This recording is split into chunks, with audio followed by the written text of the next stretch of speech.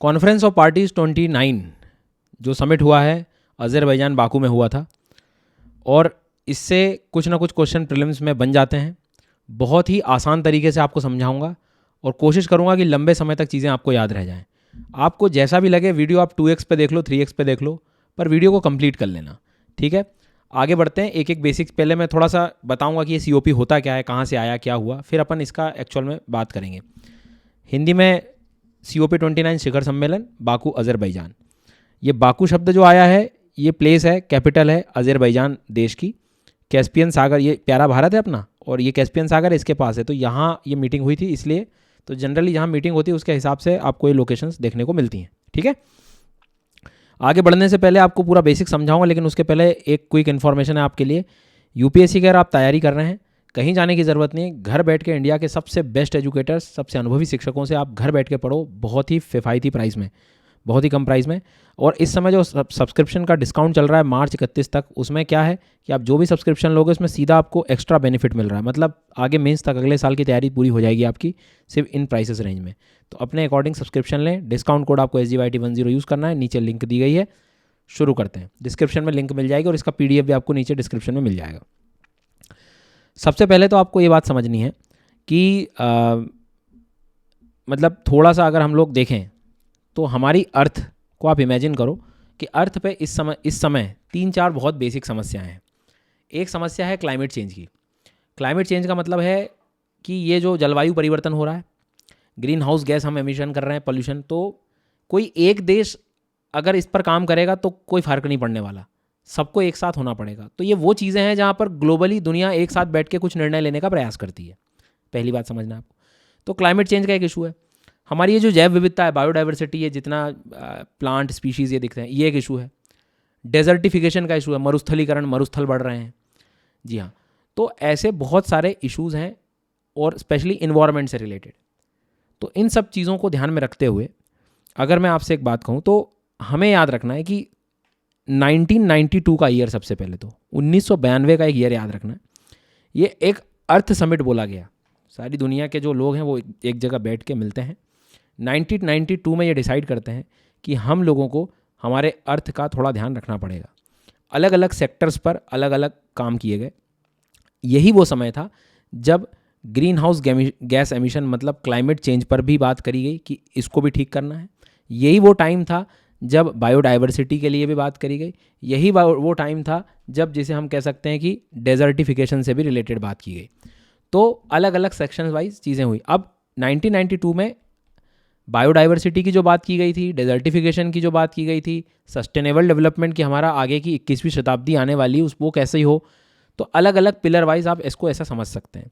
तो अभी तक मैंने जो तुमको बताया वो चीज़ क्या बताई, ध्यान से समझना कि 1992 के आसपास की जो बात है इसमें अलग अलग चीज़ों पर बात की गई। ओवरऑल अर्थ पे ध्यान देना था हमें।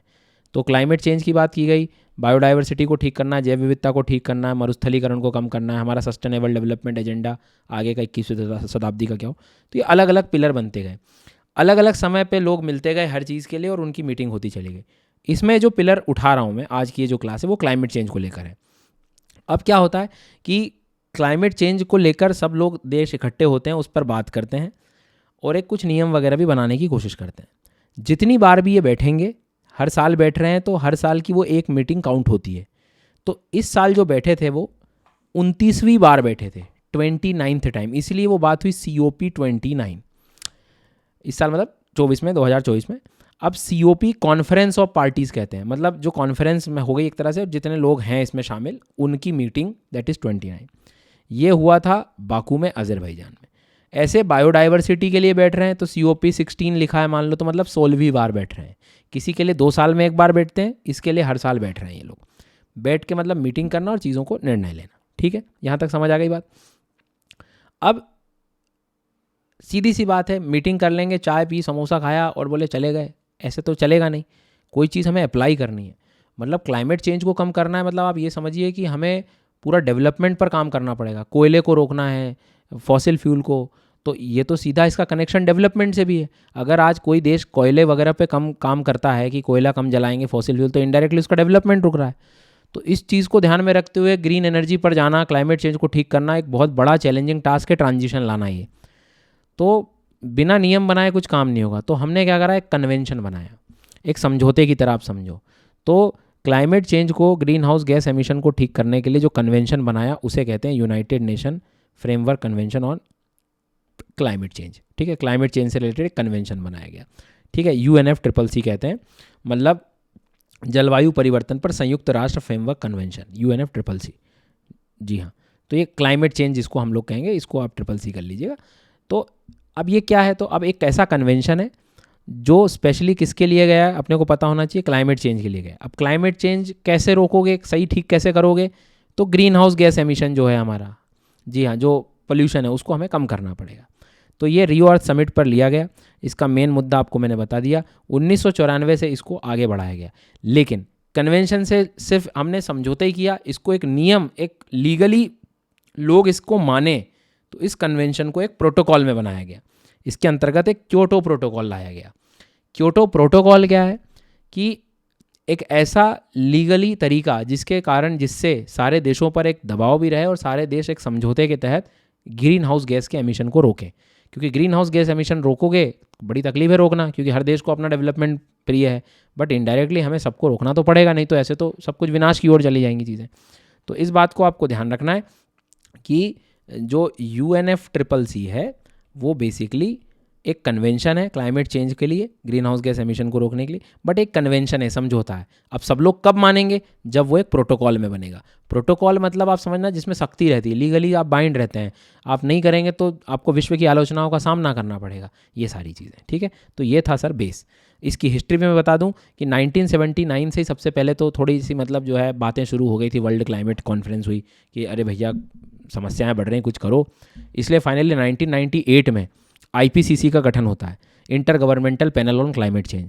ये यूनाइटेड नेशन एनवायरनमेंट प्रोग्राम और वर्ल्ड मेट्रोलॉजिकल ऑर्गेनाइजेशन के द्वारा मिलकर बनाया गया एक ऐसा पैनल। क्यों सर, अरे भाई इस पैनल ने सबसे पहले थोड़ा स्टडी किया, देखा कि एक्चुअल में क्या सिचुएशन है क्लाइमेट चेंज की, डेटा निकालो, देखो कहाँ नुकसान हुआ क्या, तो वो एक रिपोर्ट बनाई इन्होंने। तो 1990 में IPCC की पहली रिपोर्ट आती है। जब रिपोर्ट आती है तो बुद्धि खुल जाती है लोगों की, अरे भैया बहुत ज़्यादा इशू हो गए हैं। तब जाकर 1992 में ये अर्थ समिट वगैरह होता है, उसमें से फिर ये UNFCCC कन्वेंशन निकलता है और फिर क्योटो प्रोटोकॉल आता है और ये सारी चीज़ें आती हैं। ठीक है, अब उसके बाद में तुम हमेशा क्या करते हो, अब जैसे क्योटो प्रोटोकॉल की बात करें तो क्योटो प्रोटोकॉल तो चलो ठीक है 1997 से शुरू किया गया, क्योंकि पहले UNFCCC था, वो कन्वेंशन ही था। अब लोगों को मानने के लिए तो फिर हमने क्योटो प्रोटोकॉल की बात करी कि नहीं, तो अब क्योटो शब्द जापान से आया है। तो वहाँ जब ये बैठे तो उस समय प्रोटोकॉल आया कि नहीं हमें लीगली काम करना पड़ेगा। ऐसे ही इसमें 2 फेजेस में काम किया गया कि पहला जो था कि 2008 से 12 के बीच में, थोड़ा समय भी दिया गया सारे देशों को, 2008 से 2012 के बीच में जो है जो सबने टारगेट्स लिए थे वो पूरे करने थे, लेकिन वो हो नहीं पाए। तो फिर 2012 से फिर मतलब 13 से 20 तक भी दूसरा टारगेट लिया गया, तो भी नहीं हो पाया। इसलिए फिर इन्होंने सोचा कि नहीं ऐसे काम नहीं बनेगा और इसको स्ट्रिक्ट बनाते हैं। इसीलिए फिर एक पेरिस में जब मीटिंग हुई तो वो पेरिस एग्रीमेंट के नाम से भी प्रचलित हुआ। तो आप देखते हो क्योटो प्रोटोकॉल के साथ पेरिस एग्रीमेंट भी है। तो पेरिस एग्रीमेंट मान के चलो 2015 में आया था, लेकिन 2020 के बाद से, क्योंकि 2020 तक तो क्योटो चलने वाला था, उसके बाद से बात थी कि क्योटो से कुछ होना जाना नहीं है, लोग नहीं सुनने वाले, उतना टारगेट पूरे नहीं होंगे। तो पेरिस एग्रीमेंट की बात हुई। पेरिस एग्रीमेंट कल को एग्जाम में पूछे तो ध्यान रखना, इसका भी संबंध वही कन्वेंशन के अंतर्गत ग्रीन हाउस गैस को रोकने की बात है। तो क्या अंतर है दोनों में? तो पहले वाले में अंतर यह है, एक बेसिक फिलोसॉफी आपको मैं बताऊं तो क्योटो इज़ लाइक कि बेटा देखो ऐसा है कि तुम्हें टारगेट दिए जा रहे हैं देशों को कि तुम्हें ये करना है, पर लोगों ने सुनी नहीं।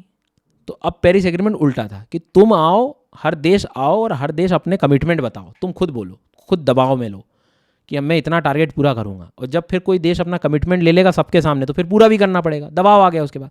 तो पेरिस एग्रीमेंट की अप्रोच ऐसी थी कि इसमें आप दबाव मत डालो, खुद देश आएंगे। तो अक्सर आप सुनते हो डिटरमिन्ड जो कंट्रीब्यूशन है, देश हमारे भारत देश ने इतना कंट्रीब्यूट करने का निर्णय लिया है, इतना नेट जीरो जाने का निर्णय लिया, वो इसी एग्रीमेंट के तहत हुआ है सब, कि हम लोग जो हैं अब ग्रीन हाउस गैस एमिशन रोकेंगे। तभी आप देखते हो कि अब अचानक तेज़ी बढ़ने लगी ग्रीन एनर्जी और इन सब चीज़ों की। चलो आगे बढ़ते हैं। ये हिस्ट्री आप लोगों के लिए दे दी है मैंने, थोड़ा सा आप इसको रीड करना। ऐसे फिर वो हर कॉन्फ्रेंस ऑफ पार्टीज़ में नई नई चीज़ें आती गई, जैसे कानकून एग्रीमेंट में टेक्नोलॉजी को बेहतर कैसे करें उस पर बात होती गई। फिर ऐसे ये पेरिस एग्रीमेंट की मैं अभी बात कर रहा था, जिसमें बात हुई nationally determined contribution. Nationally determined contribution का मतलब कि खुद देश सामने आए और बताएं कि आप क्या करने वाले हो, क्योंकि क्योटो से तो आप सुन नहीं रहे थे। जी सर। तो सार्वभौमिक जलवायु प्रतिबद्धता मतलब राष्ट्रीय स्तर पर निर्धारित योगदान, कि आप क्या योगदान देने वाले हो वो खुद बताओ। तो क्योटो और पेरिस में सबसे बड़ा डिफरेंस यही था। बात तो वही है कि ग्रीन हाउस गैस कम करना है, लेकिन पेरिस एग्रीमेंट के तहत देश खुद आगे आए, अपना अपना निर्णय लिया कि हम ये करेंगे इस तरह से। तो जैसे भारत ने अपने टारगेट्स बनाए थे कि हम 2070 तक और ये इस तरह से, और काफ़ी मेगावाट एनर्जी जो है, मतलब जितने भी टारगेट्स आप लोग अक्सर सुनते रहते हो वो सब कुछ इसके अंतर्गत लिए गए थे।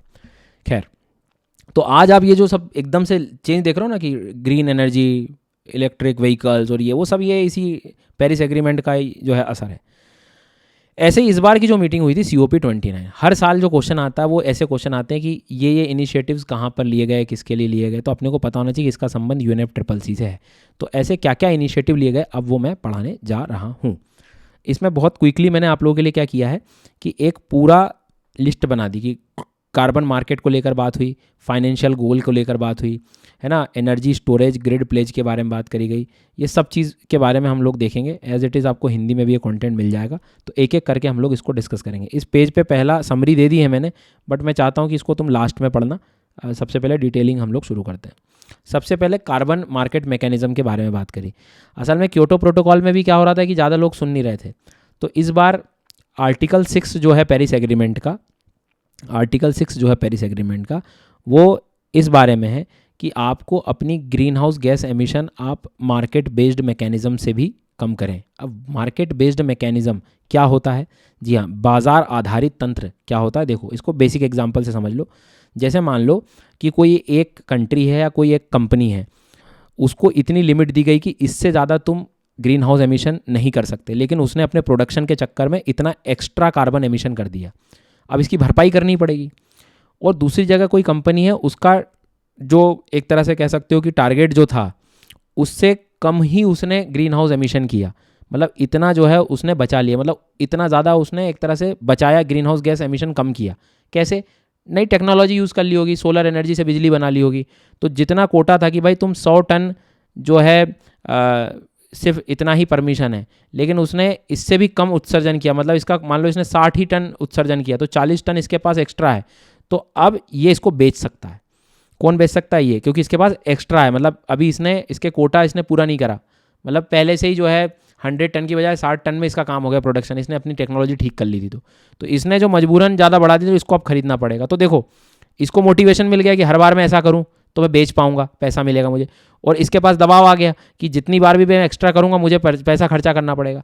तो इस तरह के मैकेनिज्म से आप इस चीज़ को बढ़ावा मिले, मतलब किस चीज़ को, कि ग्रीन हाउस, इनडायरेक्टली इसमें आप ध्यान दोगे तो ये आगे भी ग्रीन हाउस एमिशन को रोकेगा और इस पर दबाव पड़ेगा कि यार मुझे उतने कोटे से बाहर जाऊंगा तो मुझे खरीदना पड़ जाएगा उतना कोटा, उतना पैसा खर्च करना पड़ जाएगा। बेसिकली एक सजा हो गई है।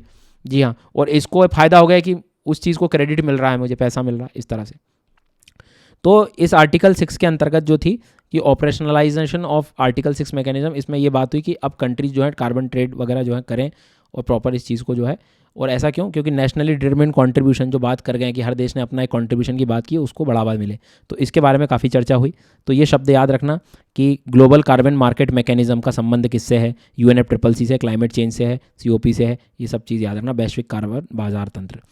फिर न्यू क्लाइमेट फाइनेंशियल गोल। देखो क्या होता है, हम इंडिया हो गए या मान लो कोई ऐसा डेवलप्ड नेशन हो गया, US हो गया, यूरोपियन रीजन हो गए, ये लोग तो अपने कुछ भी करो, खूब पैसा है, टेक्नोलॉजी यूज़ कर लेंगे सब चीज़। आप जैसा सोचो कि कोई डेवलपिंग कंट्री है, उसकी तो स्थिति ख़राब हो गई, वो तो अब उसका समय है कोयला जलाने का, इंडस्ट्री को बढ़ाने का, और तुम उसको बंद करोगे तो कैसे काम होगा? आपने तो सब धुआं छोड़ छोड़ के बढ़िया से जो है डेवलप हो गए, बाकी जो डेवलपिंग कंट्री उसका क्या? तो उसको फिर आप पैसे दो, उसको टेक्नोलॉजी दो, उसको मदद करो। तो उसके लिए हमने जो है एक नया new collective quantified goal on climate change, climate finance मतलब तुमको समझ में आया, वित्त पोषण वगैरह सब चीज़ देना।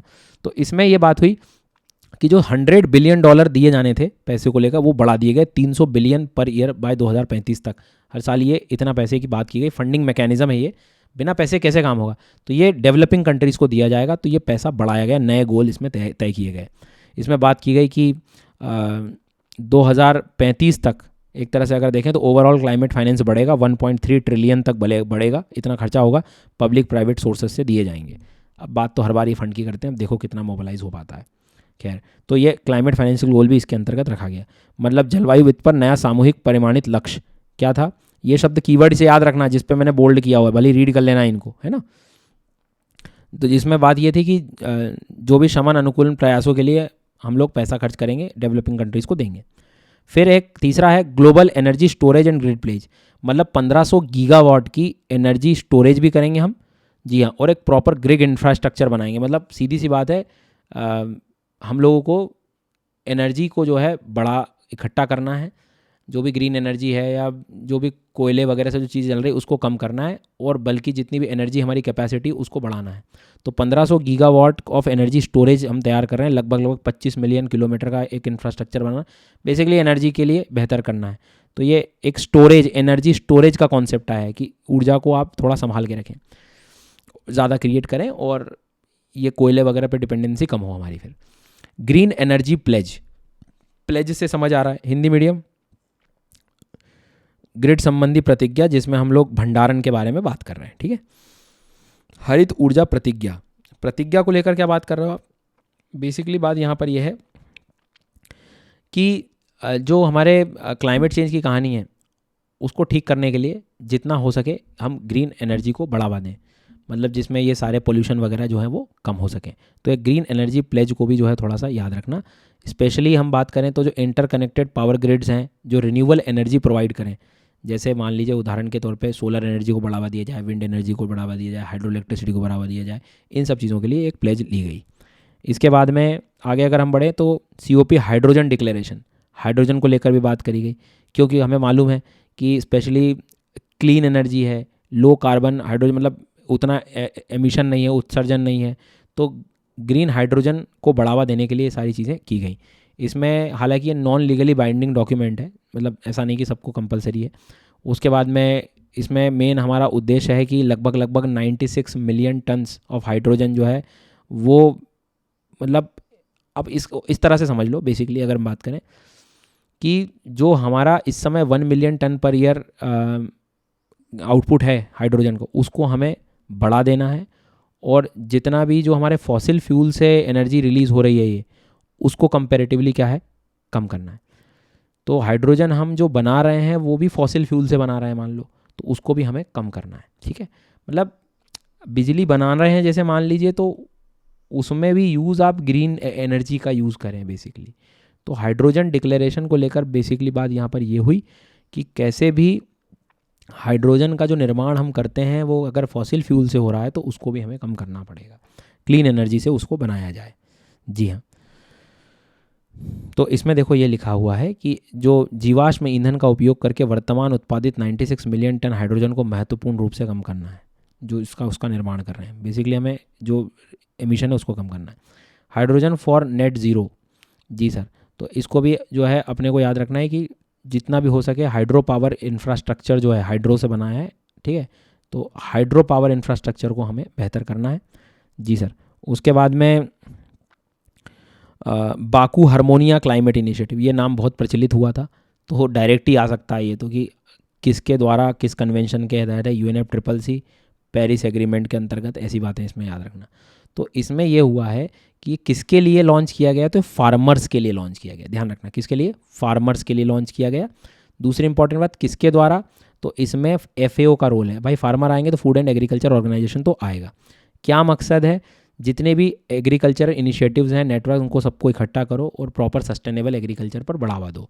बस बेसिक ज्ञान वाली बातें, हेडिंग याद रखो, एग्रीकल्चर से संबंधित और ये सारी चीज़ें, ठीक है।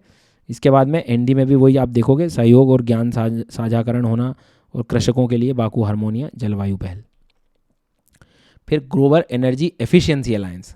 अब देखो एफिशिएंसी बहुत ज़रूरी है, मतलब ये किसके द्वारा लाया गया, तो यूनाइटेड अरब अमीरात, ये चीज़ को भी याद रखना है। इसमें ये बात ये थी कि हमारी एनर्जी एफिशिएंसी हो। क्या होता है एनर्जी एफिशिएंसी, समझो। आप बिजली, आपने ग्रीन एनर्जी, आपने सोलर एनर्जी से बिजली बनाई, सोलर प्लेट्स लगा के, विंड एनर्जी, पर लाइट तुम्हारा वही 200 वाट वाला ही है, मतलब वो पीले लाइट सूर्या जो चलते थे। मतलब क्या कि एनर्जी आपके डिवाइस भी ऐसे होने चाहिए जो एफिशिएंट हों, कि कम से कम बिजली का खपत कर रहे हों, उस चीज़ को लेकर ये, तो ऐसी एनर्जी एफिशिएंसी को बढ़ावा देने वाली बात हो रही थी इसमें, ठीक है। तो ये चीज़ भी याद रखना, क्योंकि जो ताकि तभी तो आप कार्बन फुटप्रिंट्स कम कर पाएंगे, कार्बन उत्सर्जन कम हो पाएगा, ये सारी चीज़ें। आपने जो नेशनली डिटरमिन्ड कॉन्ट्रीब्यूशन थे, जो आपने वादे किए थे, उसको भी थोड़ा मजबूत करिए, और हो सके तो और टारगेट बढ़ाइए, ताकि हम 1.5 डिग्री तक हमारे को इससे ज़्यादा टेम्परेचर नहीं बढ़ाने देना। तो नेशनली डिटरमिन्ड कॉन्ट्रीब्यूशंस जो थे उसको भी ठीक रखना, मतलब जो राष्ट्रीय स्तर पर निर्धारित योगदान देने की बातें हुई थी स्टार्टिंग में, मैंने आपने अगर ध्यान से सुना होगा तो उसको और मजबूत करने वाली बात थी इसमें। ट्रांसपेरेंसी को लेकर भी बात हुई यहाँ पर, मतलब क्या है कि कौन सा देश कितना कर रहा है वो पता तो हो, कि आप मतलब उसका रिकॉर्ड हो, उसकी एक्यूरेसी हो, डेटा जो क्लाइमेट डेटा है वो एक्सेसिबिलिटी सबको पता हो। मतलब सीधी सी ऐसा नहीं है कि बिना, मतलब कई बार जो है ग्रीन वॉशिंग शब्द आते हैं कि हमने तो ये चीज़ लगाया डिवाइस जो ग्रीन एनर्जी प्रोड्यूस करता है, बिजली बचाता है, लेकिन वो बचा ही नहीं रहा है। तो एक ट्रांसपेरेंसी भी हो उसमें, जी हाँ, नहीं तो इसमें एक म्यूचुअल ट्रस्ट बढ़ रहा है बेसिकली कंट्रीज के बीच में। तो टुगेदर फॉर ट्रांसपेरेंसी एक कोलैबोरेटिव इनिशिएटिव है जो क्लाइमेट ट्रांसपेरेंसी को बढ़ावा देता है। पारदर्शिता होनी चाहिए ना, बिना उसके कैसे काम बनेगा।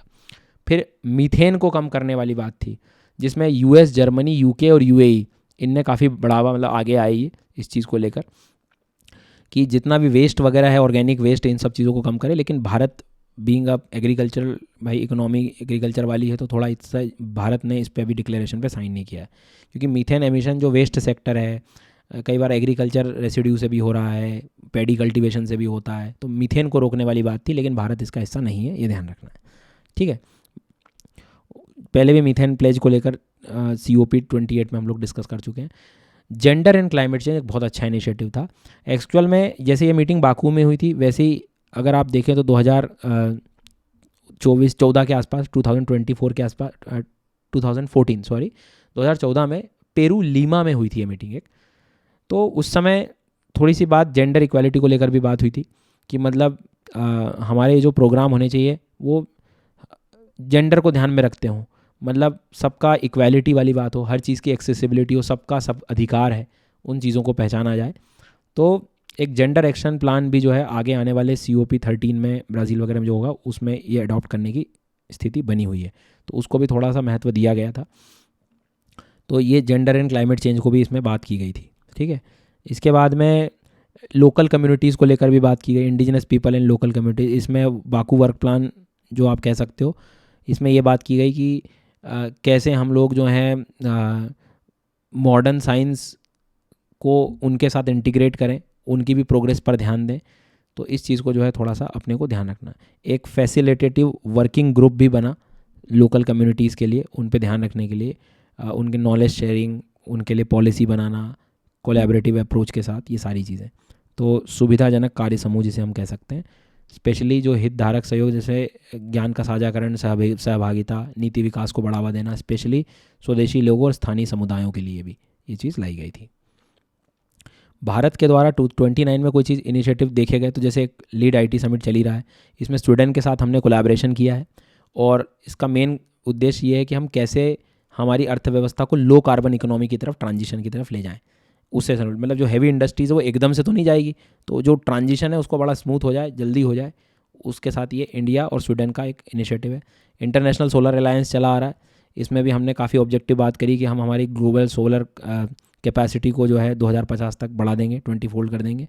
और जो स्मॉल डेवलपिंग स्टेट्स हैं आइलैंड वाले, उन पर हम लोगों का जो है एक तरह से डिज़ास्टर से संबंधित, आपदा प्रबंधन से संबंधित क्लाइमेट फाइनेंस को लेकर हमने बात करी। और भी ऐसे साइड इवेंट्स थे जहाँ पर भारत ने जो है पार्टिसिपेशन लिया। उसके बाद में काफ़ी भूमिका रही 2029 में इंडिया की भी, स्पेशली जो डेवलप्ड कंट्रीज़ थी उन पर ये बोला गया कि भाई आप कोशिश करें कि ये जो फाइनेंस गोल हैं उनको कंप्लीट करें, प्रॉपर चैनलाइज हो। इस चीज़ पर भी मुद्दा उठाया भारत ने।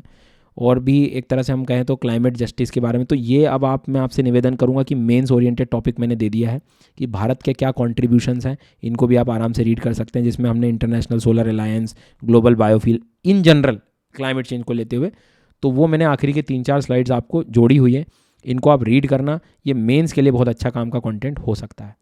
इनफैक्ट इवोल्यूशन का भी मैंने दे दिया है कि कैसे भारत धीरे धीरे इवॉल्व हुआ। जैसे हमने अगर ऑब्जर्वेशन करें तो national action plan on climate change के बारे में हम लोगों ने देखा था।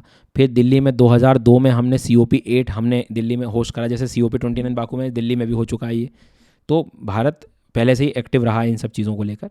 तो अलग अलग मैंने फिर पोस्ट इसमें हम लोगों ने कैसे लीडरशिप अपनाई, कैसे हमने ये लाइफस्टाइल फॉर एनवायरनमेंट मूवमेंट, अभी आप पिछले 2 अगर COP देखोगे, मेरे 2 वीडियोज़ और डले हैं, COP28 भी था और 7 भी आपको देखने को मिल जाएगा। 2 बार से मैं डाल रहा हूँ, तो उसको आप देखोगे तो समझ में आएगा। तो ये दोनों मीडियम में मैंने बना दिया है, इसकी लिंक नीचे तुम्हें PDF में मिल जाएगी, आराम से उसको पढ़ो। और ये मेंस का ओरिएंटेड था, और ध्यान रहे एग्ज़ाम के पहले ये इससे चेक करना है तुमको कि ये पॉइंट्स तुम्हें याद आ रहे हैं कि नहीं, इसमें क्या क्या बात हुई थी। तो ये सारी चीज़ें मैंने इसमें ऐड कर दी हैं। ये समराइज अपने दिमाग में बनाओ कि ये पढ़ा था अच्छे, इसमें ये पढ़ा था अच्छा, इसमें ये पढ़ा था। ये सब कुछ जो है अच्छे से आपको याद रखना है, ठीक है। उसके बाद में बाकी तो आपको मैंने सब्सक्रिप्शन का पैटर्न बता ही दिया। अनअकैडमी पर आप पूरी तैयारी कर सकते हो। UPSC की जितने भी एजुकेटर हैं, सबसे बेस्ट एजुकेटर आपको मिलेंगे। जी हाँ, बिल्कुल।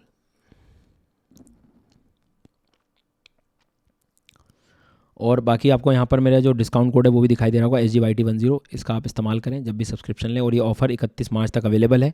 सब कुछ आपको नीचे डिस्क्रिप्शन में लिंक मिल जाएंगी। ये प्राइस रेंज है, जो भी मंथ का आप सब्सक्रिप्शन ले रहे हैं उसमें आपको एडिशनल बेनिफिट मिल ही रहा है। So thank you so much. Comment ज़रूर करना, पूरा वीडियो ज़रूर देखना, भली 2 बार में देखो। Thank you.